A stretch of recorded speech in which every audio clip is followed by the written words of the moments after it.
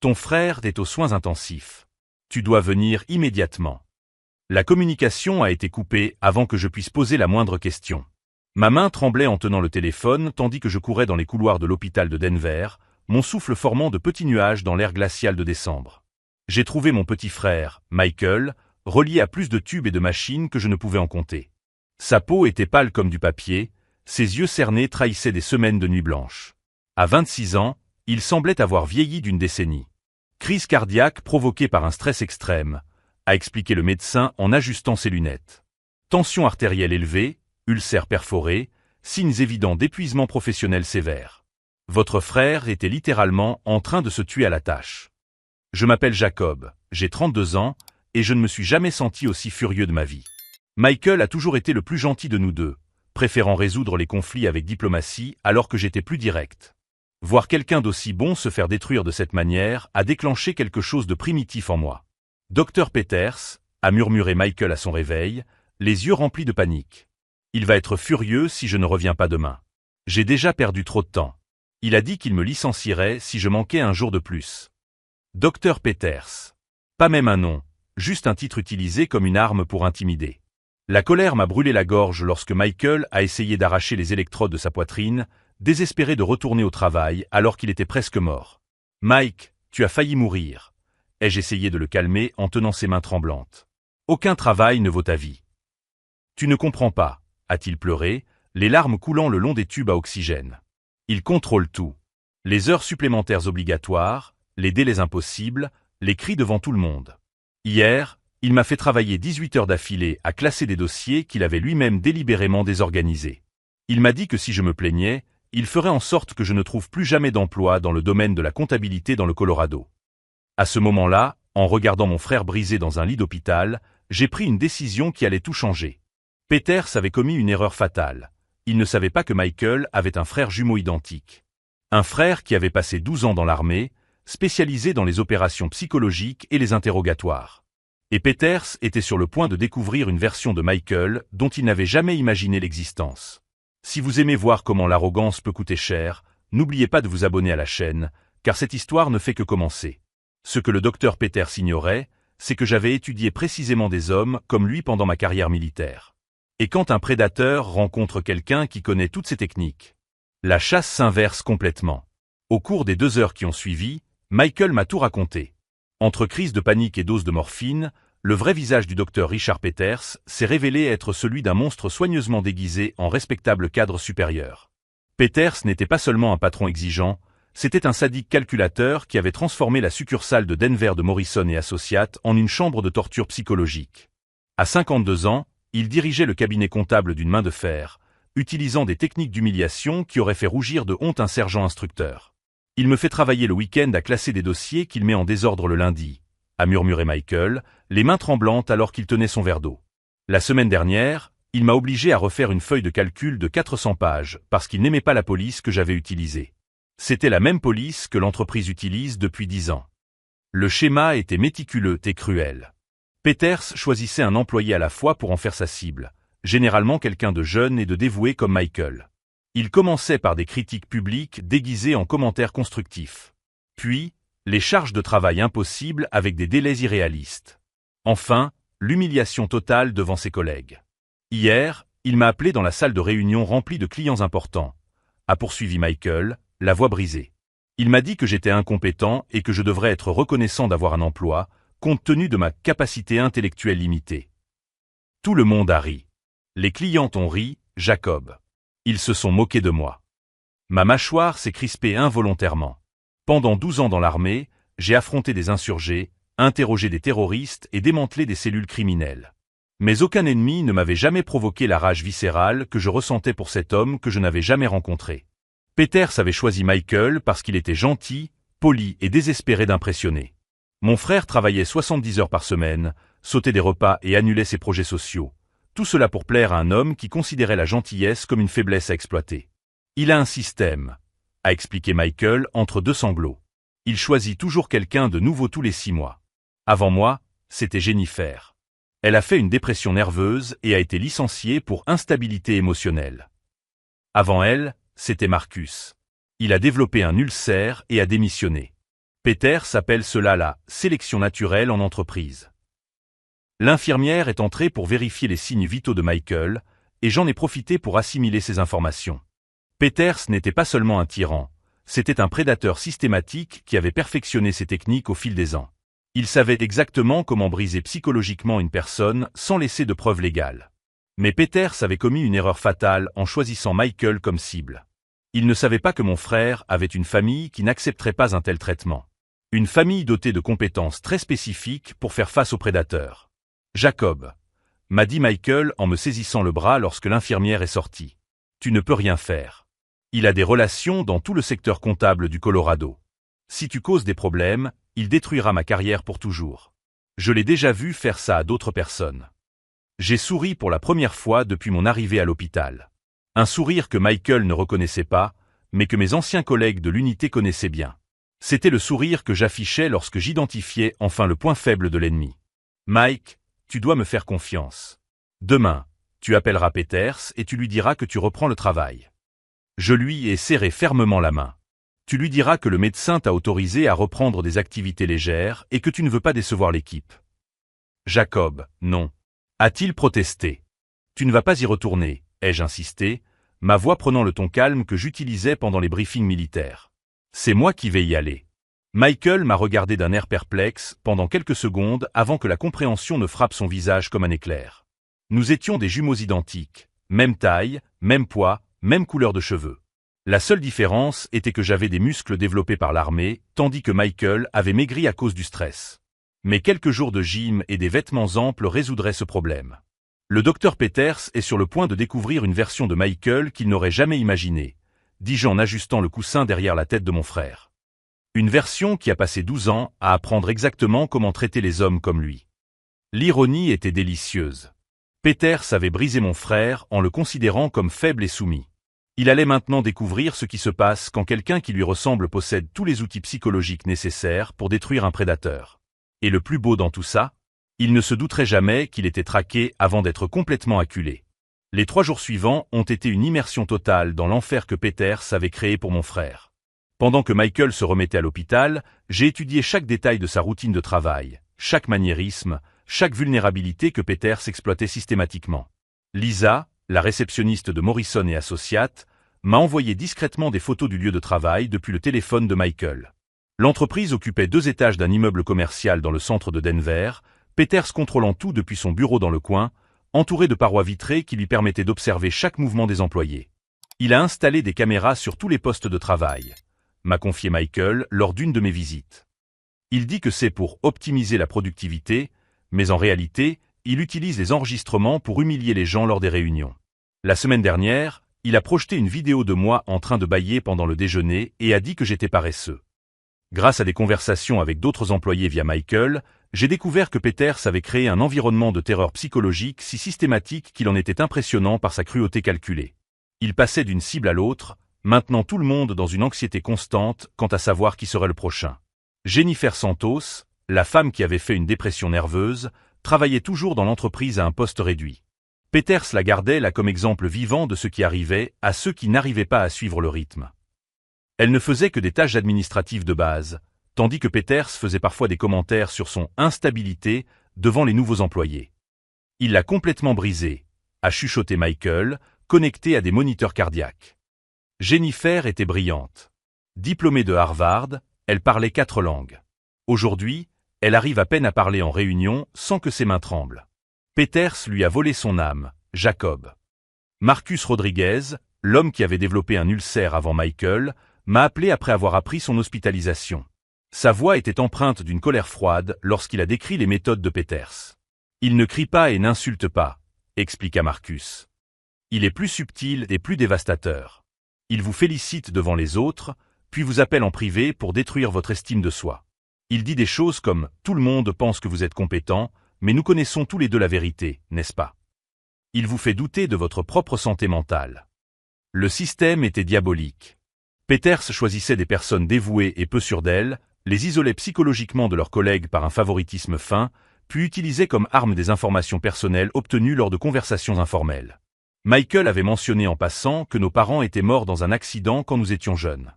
Peters avait transformé cela en je comprends pourquoi tu as des problèmes d'abandon, Michael.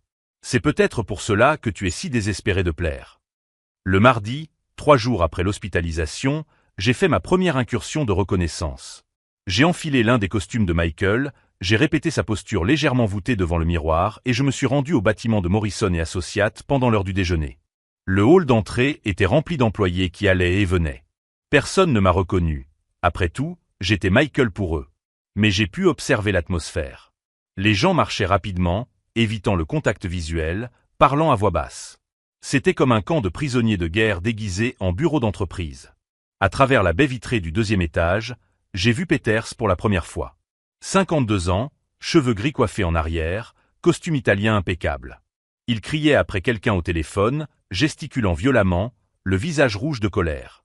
Même de loin, je pouvais sentir l'énergie toxique qui émanait de lui. C'est à ce moment-là, en observant l'homme qui avait systématiquement détruit la santé mentale de mon frère, que j'ai pris ma décision finale. Il ne suffirait pas de simplement le dénoncer ou de le poursuivre en justice.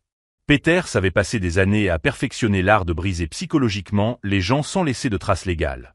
Il méritait de goûter à son propre poison.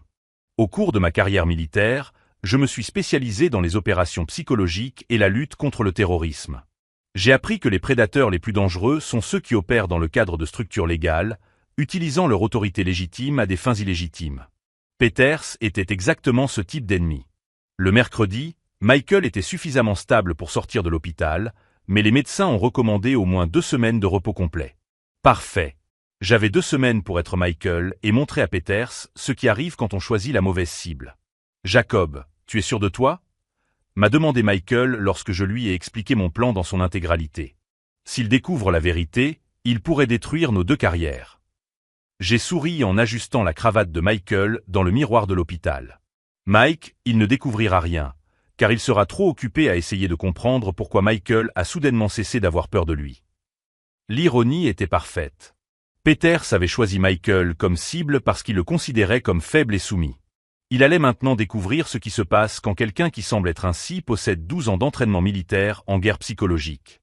Le jeudi matin, j'ai appelé Peters en utilisant le téléphone de Michael. Ma voix était légèrement enrouée, un effet secondaire naturel de l'hospitalisation. « Docteur Peters, c'est Michael. Je sais que vous m'avez dit de ne pas appeler, mais le médecin m'a autorisé à reprendre une activité légère. Je ne veux pas décevoir l'équipe plus que je ne l'ai déjà fait. » Il y eut un long silence. Je pouvais presque entendre Peters savourer la soumission dans ma voix. « Michael, dit-il finalement, d'un ton faussement inquiet. J'espère que vous avez appris quelque chose pendant votre absence. Je ne peux pas avoir d'employés instables qui affectent le moral de l'équipe. J'ai beaucoup appris, monsieur. Surtout sur les priorités. Je gardais une voix humble, mais laissais transparaître une touche presque imperceptible de quelque chose de différent. Je serai là lundi, prêt à être l'employé que vous méritez. Peters rit, d'un rire cruel et satisfait. Nous verrons, Michael. Nous verrons. Je raccrochai le téléphone et regardai mon reflet dans la fenêtre de la chambre d'hôpital. Peters était sur le point d'apprendre que sous-estimer quelqu'un pouvait être une erreur fatale. Surtout quand cette personne a des frères qui ne tolèrent pas l'intimidation. La chasse avait officiellement commencé. Et cette fois, le prédateur serait la proie. Le week-end précédant mon infiltration chez Morrison et Associates fut consacré à la préparation militaire la plus minutieuse que j'ai jamais effectuée. Au cours de mes 12 années dans l'armée, j'ai appris que le succès des opérations psychologiques repose sur 3 éléments fondamentaux. Connaître parfaitement la cible, maîtriser parfaitement la couverture et avoir plusieurs plans de secours. J'ai commencé par étudier chaque détail de la routine de Michael. Lisa, la réceptionniste, m'a discrètement envoyé des photos du bureau et le calendrier des réunions. J'ai découvert que Peters avait l'habitude d'arriver tous les jours à 7 heures du matin, 2 heures avant les autres employés, et d'utiliser ce temps pour vérifier les caméras de sécurité et planifier ses humiliations quotidiennes. Il prend des notes sur chaque employé, m'a dit Michael depuis l'hôpital, la voix encore faible mais plus déterminée. Il observe qui arrive en retard, qui va souvent aux toilettes, qui discute pendant le travail. Il utilise tout cela comme munition par la suite. Parfait. Peters avait créé un système de surveillance que je pouvais utiliser contre lui-même. Au cours de ma carrière militaire, je me suis spécialisé dans les opérations psychologiques contre les insurgés qui opéraient au sein de structures civiles. Peters était exactement le même type de prédateur, quelqu'un qui utilisait son autorité légitime à des fins de domination personnelle. La différence est que les insurgés savent généralement qu'ils sont en guerre. Peters n'avait aucune idée de ce qui l'attendait. J'ai passé tout le samedi dans la chambre de Michael, à m'entraîner à adopter sa posture légèrement voûtée, sa manière nerveuse d'ajuster ses lunettes, sa façon de baisser la voix lorsqu'il était anxieux. Je me suis filmé jusqu'à obtenir une imitation parfaite. La partie physique a été plus difficile. Michael avait perdu 9 kilos à cause du stress, j'ai donc dû porter des vêtements plus amples et modifier ma posture pour paraître moins musclé. Mais la préparation psychologique était encore plus cruciale. Au cours de mes années dans l'armée, j'ai appris que les prédateurs comme Peters comptent sur les réactions prévisibles de leurs victimes. Ils s'attendent à de la peur, de la soumission et des tentatives désespérées de plaire. Lorsque ces réactions cessent d'apparaître, le prédateur est déconcerté et commet des erreurs. Jacob, m'a averti Michael lors d'un appel téléphonique dimanche, il va te tester immédiatement. La première heure, il fait toujours quelque chose pour humilier ceux qui reviennent d'un congé maladie. La semaine dernière, il a obligé Robert à nettoyer les toilettes parce qu'il a dit que l'activité physique aide à la guérison des troubles mentaux. J'ai souri en entendant cela. Peters était sur le point de découvrir qu'humilier quelqu'un qui a suivi un entraînement militaire à la résistance aux interrogatoires, c'est comme essayer de casser du granit avec une cuillère à café. Ma stratégie était triple. Premièrement, établir que Michael avait subtilement changé pendant son hospitalisation, mais de manière à ce que Peters l'attribue aux médicaments ou au traumatisme. Deuxièmement, utiliser des techniques de miroir psychologique pour mettre Peters mal à l'aise sans qu'il comprenne pourquoi. Troisièmement, documenter méticuleusement chacune de ses actions abusives pour une utilisation ultérieure. Le lundi à 5 heures du matin, j'ai garé la voiture de Michael devant le bâtiment de Morrison et Associates et j'ai observé Peters arriver ponctuellement à 7 heures. Il conduisait une BMW noire, se garait toujours à la même place et marchait avec l'arrogance de celui qui se croit intouchable. À 7h45, je suis entré dans l'immeuble vêtu du costume gris de Michael, portant sa mallette familière et affichant son expression d'anxiété contrôlée. Le gardien, Roberto, m'a salué comme d'habitude. Content de te revoir, Michael. Comment te sens-tu? Mieux, Roberto. Merci de demander. J'ai gardé une voix légèrement hésitante, comme Michael l'aurait fait. L'ascenseur est monté jusqu'au 2e étage en silence. Lorsque les portes se sont ouvertes, j'ai pu sentir l'atmosphère toxique que Peters avait cultivée. Les employés marchaient rapidement, évitant tout contact visuel, chuchotant entre eux. C'était une atmosphère de peur aussi palpable que celle des champs de bataille que j'avais connus en Afghanistan. Lisa m'a regardé avec une inquiétude sincère lorsque je suis passé devant la réception. « Michael, tu es sûr que ça va? Tu as encore l'air pâle. »« Je vais bien, Lisa. Je suis juste impatient de retourner au travail. » J'ai esquissé un sourire qui n'atteignait pas mes yeux. Mon poste de travail se trouvait au milieu de l'étage, avec une vue directe sur le bureau de Peters à travers les parois vitrées. Il était déjà là, observant chaque mouvement des employés comme un prédateur choisissant sa prochaine proie. À 9h pile, comme Michael l'avait prévu, le téléphone de mon bureau a sonné. « Michael, venez dans mon bureau immédiatement. » La voix de Peters avait cette autorité artificielle que les hommes peu sur d'eux utilisent pour masquer leurs propres faiblesses. Après avoir interrogé des prisonniers de guerre pendant des années, j'avais appris à identifier ce type de personnalité en quelques secondes. Je me suis dirigé vers son bureau avec la posture légèrement voûtée de Michael, mais mon esprit était en alerte, enregistrant chaque détail de l'environnement. Le bureau de Peters était un sanctuaire dédié à son ego. Des diplômes universitaires encadrés, des photos de lui serrant la main de politiciens locaux, une bibliothèque remplie de livres sur le leadership qu'il n'avait manifestement jamais lus. « Asseyez-vous » m'a-t-il ordonné sans lever les yeux de ses papiers.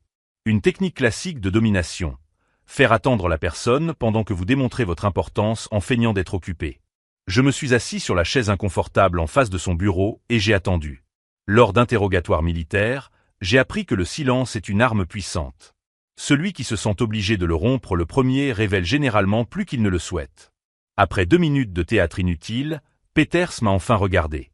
Ses yeux étaient petits et calculateurs, du genre que l'on trouve souvent chez les hommes qui compensent leur manque de confiance en eux par de la cruauté envers leurs subordonnés. « Michael » commença-t-il d'une voix empreinte d'une fausse inquiétude, « j'espère que votre absence vous aura appris quelque chose sur l'engagement professionnel. » J'acquiesçai légèrement, en gardant l'expression neutre que Michael aurait utilisée. « J'ai beaucoup appris, Dr Peters. » Il s'est penché en avant, attendant clairement des signes de nervosité ou de soumission exagérée. « Et qu'avez-vous appris exactement ?»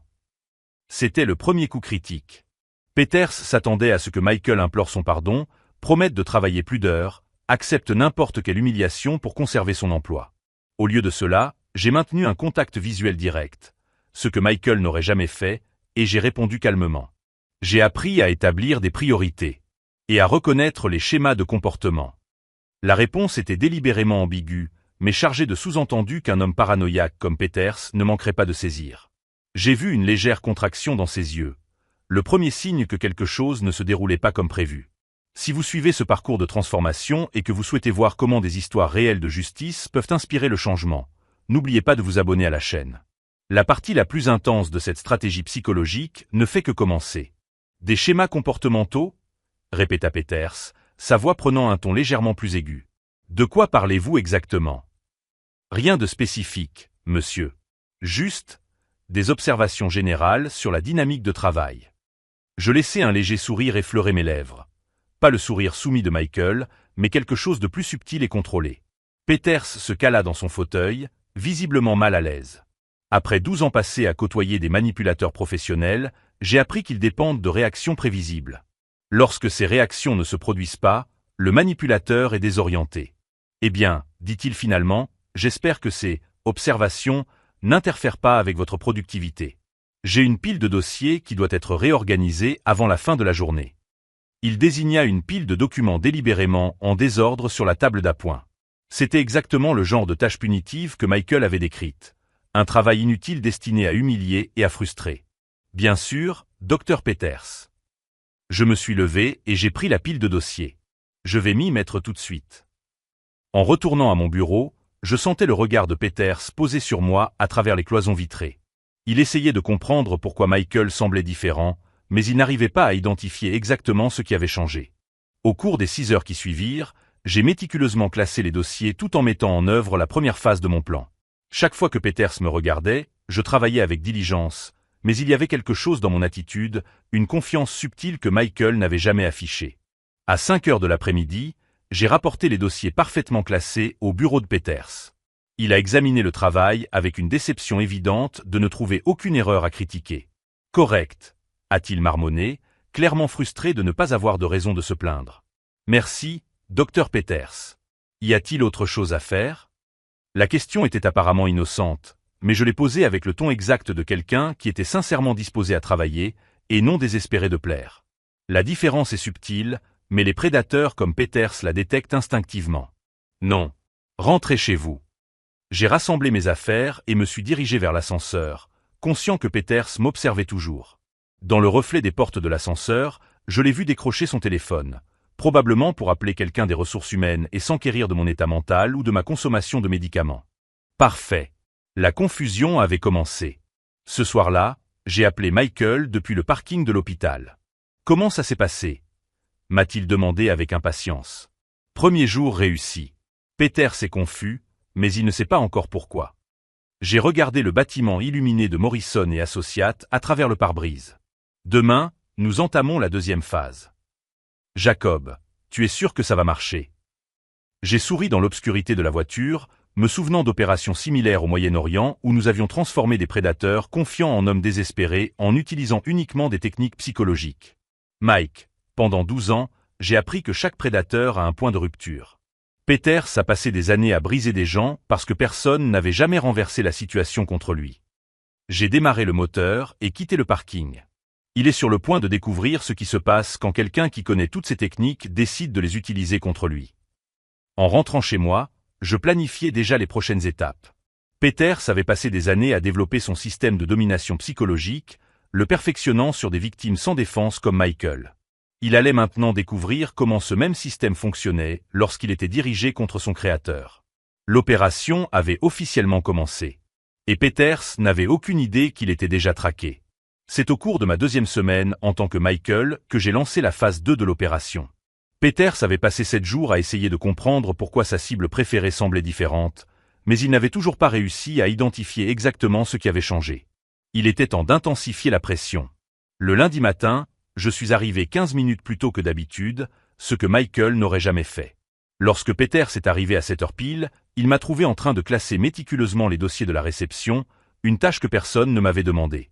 « Michael » a-t-il dit en s'arrêtant brusquement lorsqu'il m'a vu. « Pourquoi es-tu là si tôt ?»« Bonjour, Dr Peters. » J'ai gardé une voix neutre, mais j'ai complètement éliminé la soumission que Michael manifestait toujours. J'analysais les normes d'efficacité des anciens dossiers. J'ai trouvé quelques divergences intéressantes. Le mot « divergence » avait été soigneusement choisi. D'après mon expérience militaire, j'avais découvert que les hommes comme Peters étaient paranoïaques à propos de l'exposition. Ils supposaient toujours que les « divergences » étaient la preuve de leurs irrégularités. Des divergences. Sa voix s'est légèrement élevée. Quel genre de divergence? Juste des incohérences dans les processus d'archivage, monsieur. Rien qui ne puisse être corrigé avec les procédures appropriées. J'ai souri légèrement, pas le sourire anxieux de Michael, mais quelque chose de plus connaisseur. Au cours des 3 heures qui ont suivi, j'ai mis en œuvre une technique militaire appelée « miroir inversé ». Chaque fois que Peters essayait de m'humilier, je répondais avec un calme professionnel qui donnait l'impression qu'il était irrationnel. « Michael, cette feuille de calcul est un désastre », a-t-il dit assez fort pour que les autres l'entendent, en pointant du doigt une erreur qu'il avait lui-même introduite. « Vous avez raison, Dr Peters. Je vais corriger cela immédiatement. » J'ai pris la feuille de calcul, au lieu de paraître nerveux, j'ai examiné l'erreur avec l'expression de quelqu'un qui étudie un motif intéressant. C'est curieux comme ces types de modifications apparaissent toujours dans les mêmes champs. Presque comme s'il y avait un motif systématique. Ses pupilles se dilatèrent légèrement, signe classique d'une anxiété accrue. Peters commençait à se rendre compte que ses armes psychologiques traditionnelles ne fonctionnaient plus, mais il ne comprenait toujours pas pourquoi. Le mercredi, je suis passé à la phase 3. Lors d'une réunion avec des clients importants, Peters a tenté son humiliation publique préférée en me demandant de présenter un rapport dont il savait qu'il était incomplet. « Michael, pourquoi ne pas expliquer à nos clients l'état d'avancement du projet Richardson ?» C'était un piège classique. Le projet Richardson était délibérément en retard parce que Peters avait donné des instructions contradictoires à Michael, créant ainsi une confusion pour justifier une humiliation ultérieure. Mais j'avais passé la nuit précédente à étudier non seulement le projet Richardson, mais tous les projets connexes de Morrison et Associates des 2 dernières années.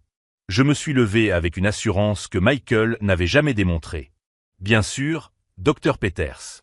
Le projet Richardson connaît des retards en raison de changements de portée mis en œuvre la semaine dernière.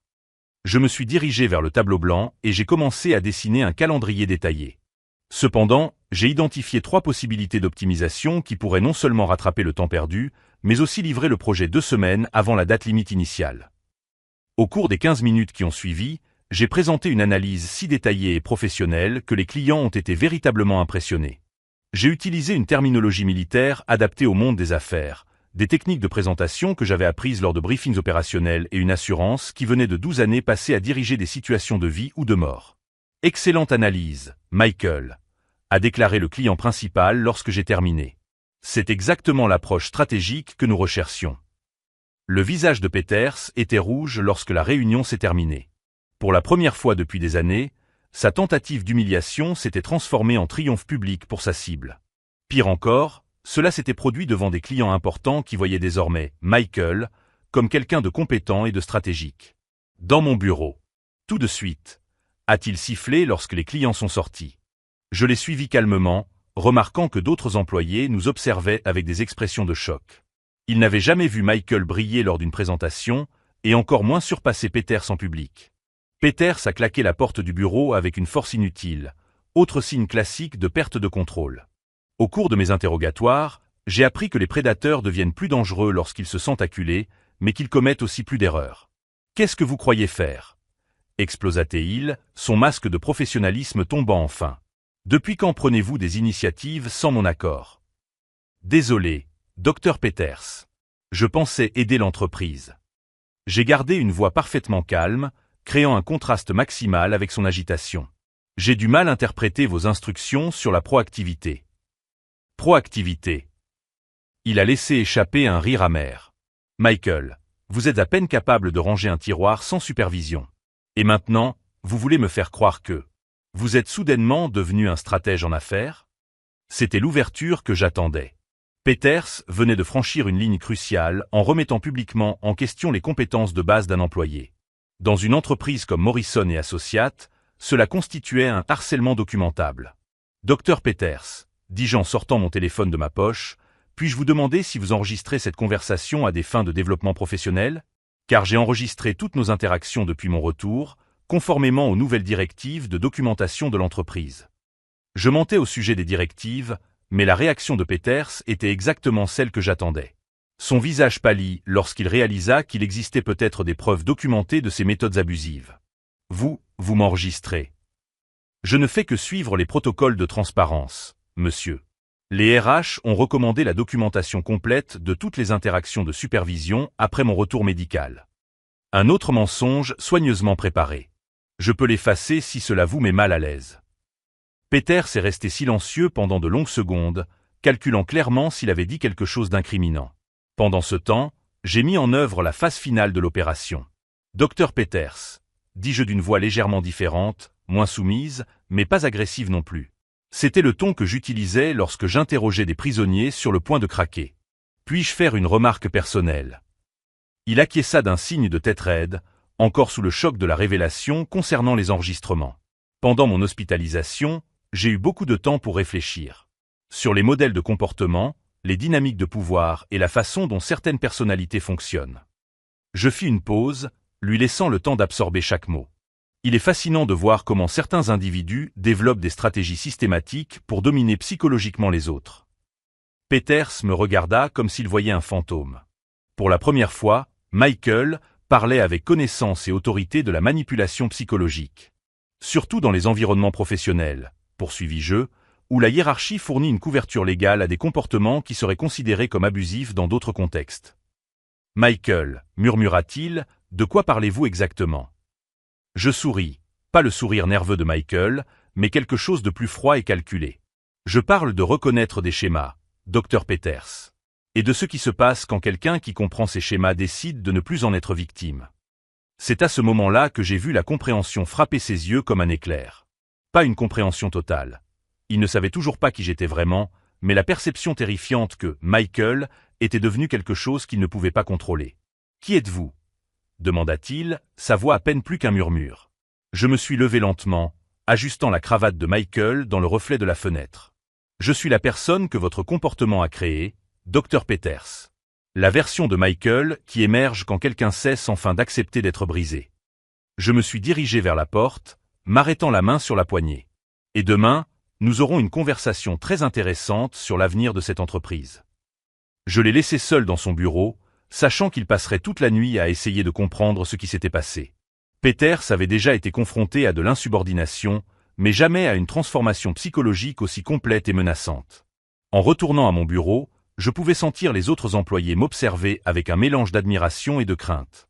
Pour la première fois depuis des années, quelqu'un avait tenu tête à Peters et avait gagné. Mais la véritable révélation était encore à venir. Le lendemain matin, je suis arrivé au bureau 1 heure plus tôt que d'habitude, mais pas pour travailler. L'heure de la révélation finale avait sonné. Peters avait passé la nuit éveillé, comme en témoignaient ses yeux rougis et sa barbe de 3 jours lorsqu'il est arrivé à 7 heures. Après avoir interrogé des ennemis pendant 12 ans, j'avais appris à reconnaître quand quelqu'un était au bord de l'effondrement psychologique. À 9 heures pile, j'ai frappé à la porte de son bureau. Cette fois, je n'ai pas attendu qu'il m'autorise à entrer. « Dr Peters, nous devons parler. » Il a levé les yeux de ses papiers avec une expression de panique à peine dissimulée. « Michael, à propos d'hier. »« Je ne suis pas Michael, » ai-je dit calmement, fermant la porte derrière moi et marchant vers son bureau avec une posture droite que je n'avais jamais affichée auparavant. « Je m'appelle Jacob Harris, le frère jumeau identique de Michael. Et depuis 10 jours, je vous observe à travers ses yeux. » Peters pâlit complètement. Sa bouche s'ouvrit et se referma plusieurs fois sans émettre le moindre son, comme un poisson hors de l'eau. Pendant des années, il avait dominé les gens par le choc psychologique. Il subissait maintenant le même traitement. « C'est impossible, » balbutia-t-il. « Michael n'a pas de frère. Il n'en a jamais parlé. Michael n'en a jamais parlé parce que vous ne vous êtes jamais soucié de le connaître en tant que personne.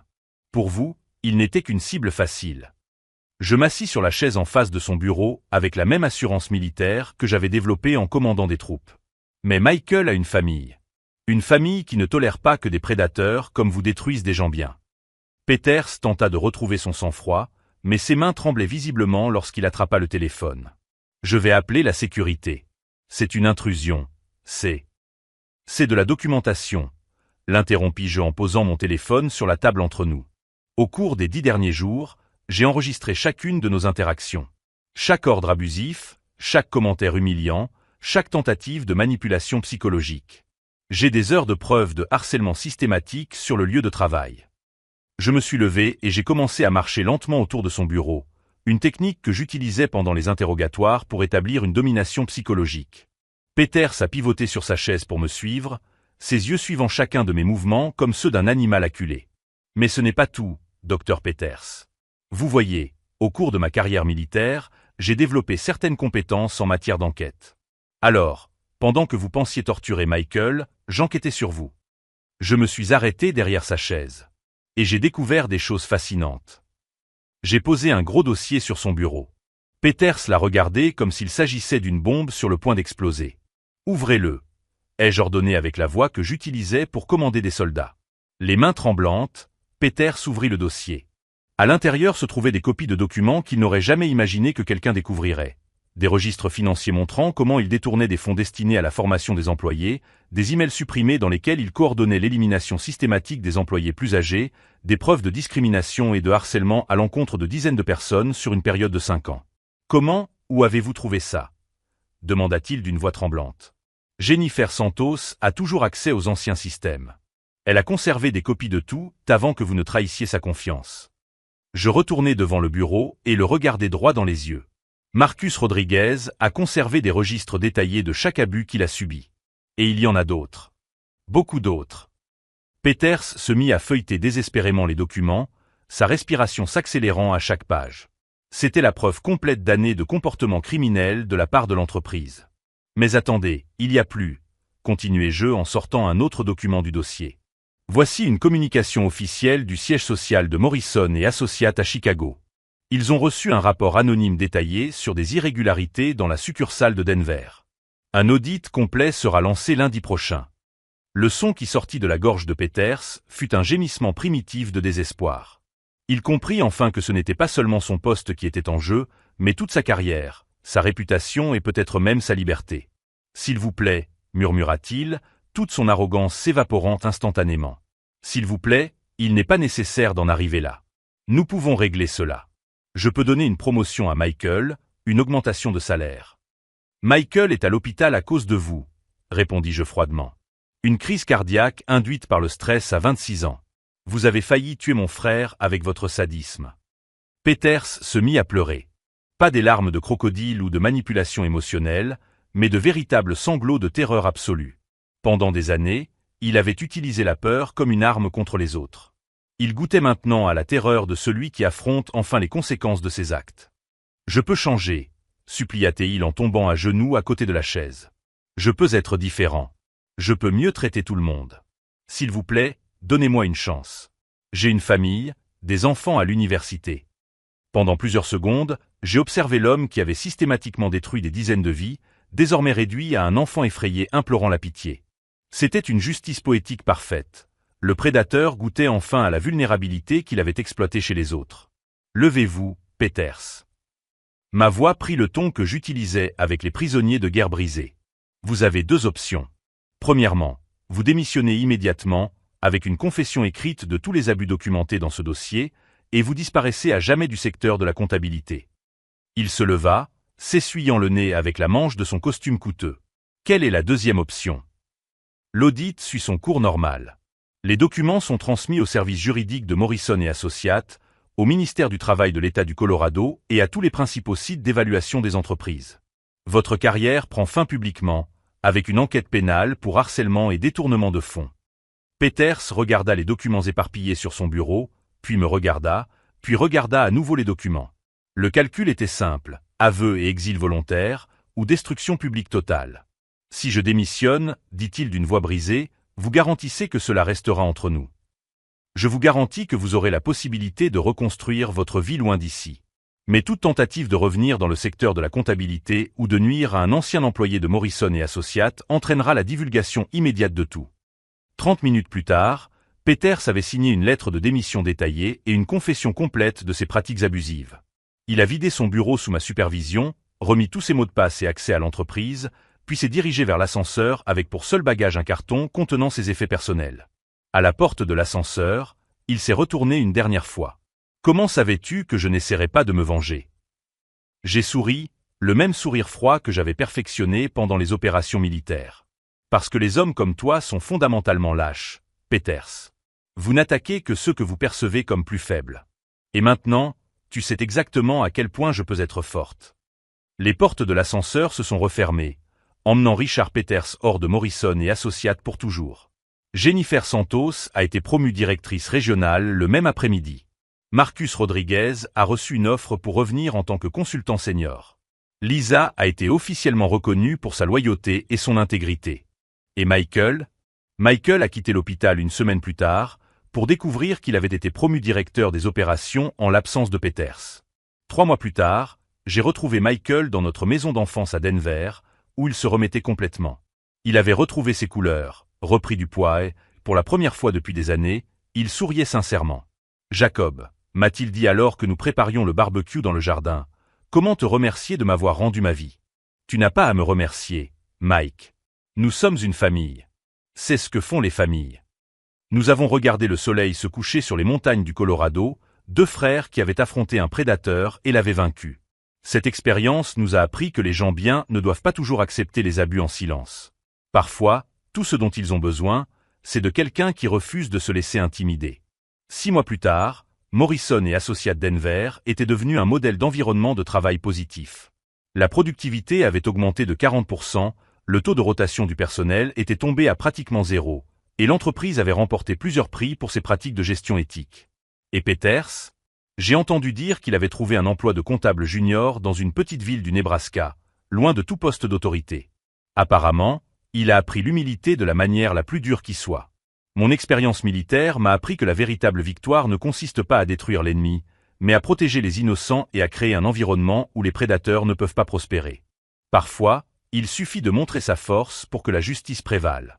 Si cette histoire de courage familial et de justice vous a touché, n'oubliez pas de vous abonner à la chaîne. Nous avons des dizaines d'histoires vraies sur des personnes qui ont refusé d'être des victimes et ont transformé des situations impossibles en victoires inspirantes. La dernière fois que j'ai parlé à Michael, il formait de nouveaux employés chez Morrison et Associates, leur enseignant la dignité au travail et comment reconnaître les signes d'abus en entreprise. Il avait transformé son expérience traumatisante en une mission de protection pour les autres. Et moi? Je suis retourné à ma vie normale, mais avec une certitude cristalline. Ne sous-estimez jamais ce qu'une personne est prête à faire pour protéger sa famille. Surtout quand cette personne a passé 12 ans à apprendre exactement comment traiter les prédateurs. Peters pensait briser une personne gentille et soumise. Au lieu de cela, il a réveillé un protecteur qui ne tolérerait aucune injustice. Au final, la prédation s'est transformée en protection, la cruauté en compassion et la peur en force. C'est la différence entre ceux qui construisent par la destruction et ceux qui reconstruisent par la justice. Get another one. So, if you get lucky and get enough correct answers, then you could definitely get a walk on this end of this month.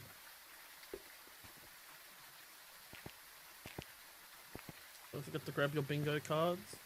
Grab your bingo cards too.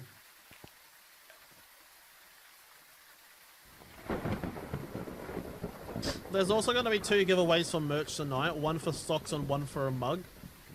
They were meant to be for the other night, but the mug never went through and Key wants to re-roll. So I will redo those again, but whenever Chaos tells me to do them. So because she's the one who bought them, I've given her permission to say when she wants each of the merch items to be given out. So I'm completely leaving it up to her for when we see those happen.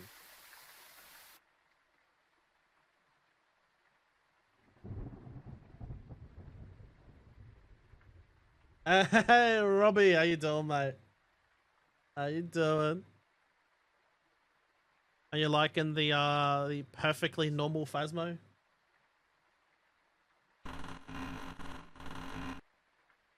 Ah, not much, mate. Not much. Just chilling, playing some Phasmophobia. Hopefully it doesn't crash. That is my goal. No crashy crashes. Probably is it pub time? It's always pub time. I could use a pub. Pub would be nice right now. Real nice.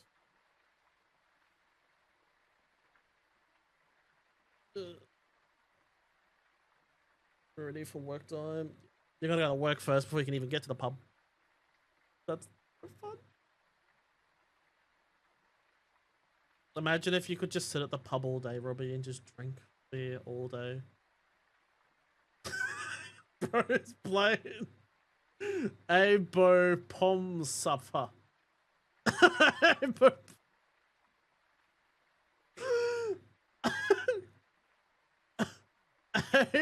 A bo pom sahip.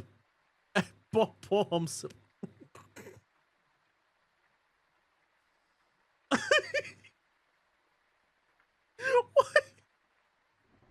Why does that sound so weird?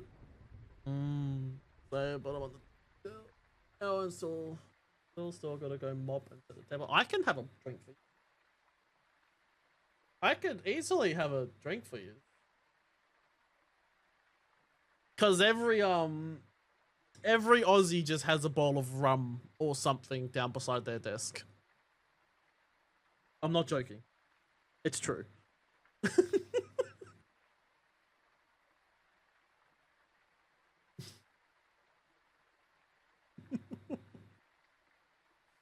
What do you mean, Vasi? This is perfectly normal phasmophobia.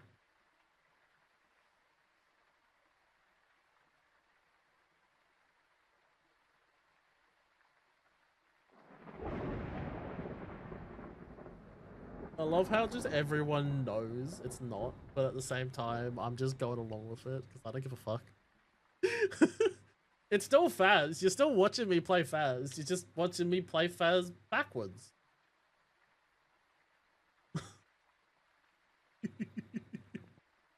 Alright, that should be enough. Let's get this guessing ending. I don't even have my timer up. That's annoying. There it is. Now, I think I heard something. Close. Oh, what's that?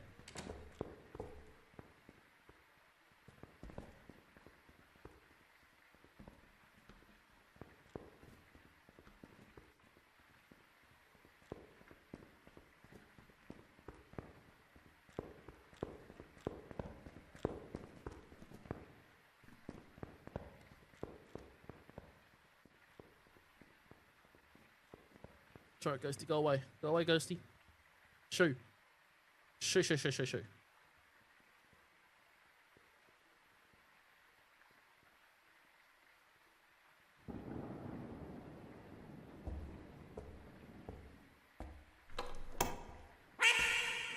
Quack. Quack, quack.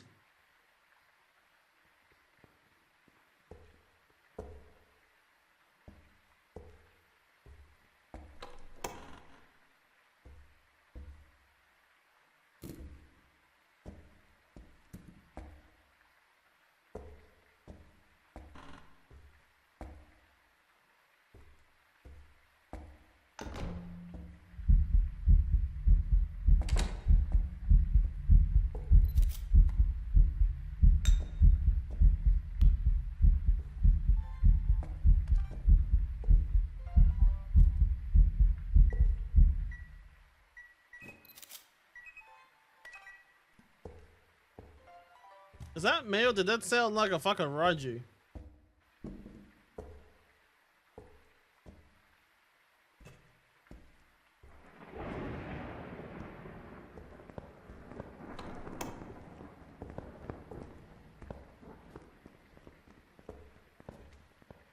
It did sound kind of bassy, didn't it?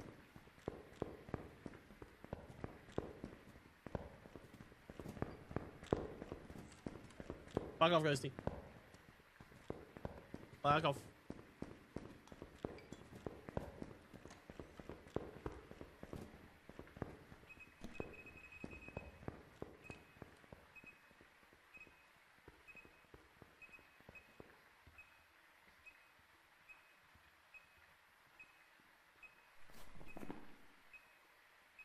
Thing I've already got Raiju on the list.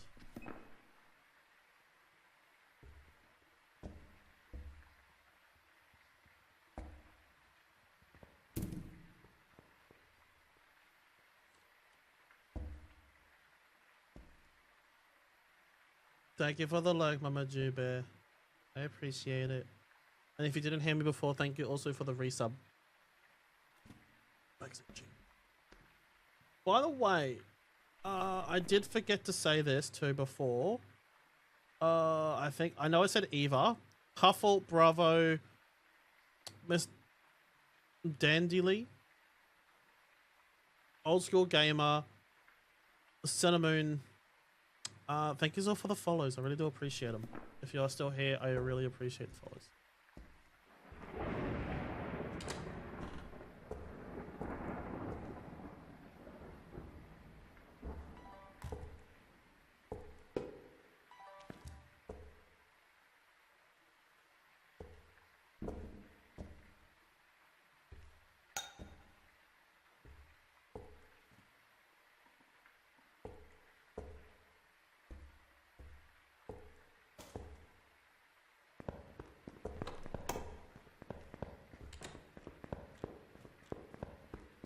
I'm just going lurking. There's a high chance that I'll be asleep within the hour. That's all good meals, honestly. If you need to go to sleep, go get some sleep. I appreciate you even popping in.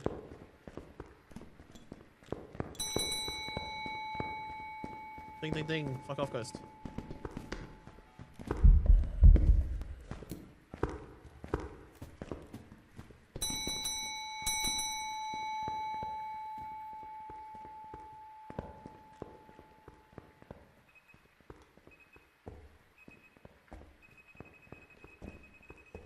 Hey, Trash Panda, how you doing, lovely?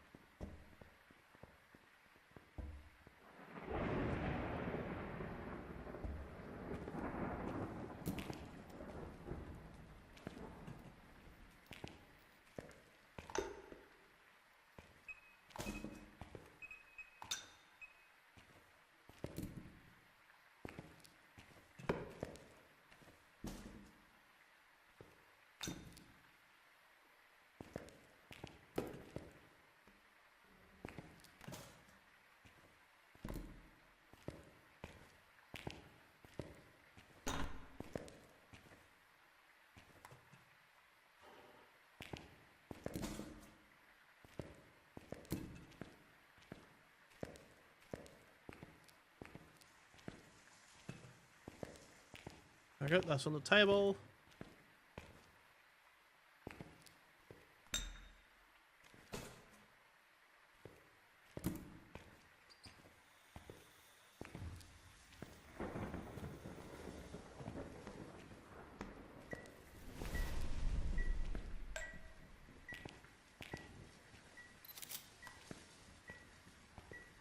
Did I not bring the video camera? Oh no. I thought I was juggling the video camera. What?